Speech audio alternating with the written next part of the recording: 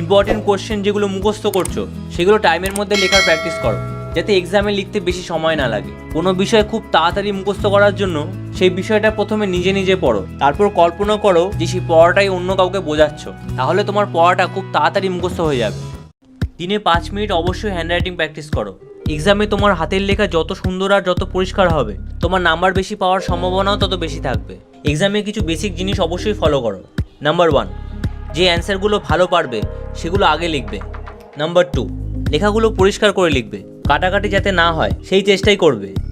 Number 3, answer সবসময় point করে লিখবে, পয়েন্টগুলো অন্য কালি দিয়ে লিখো।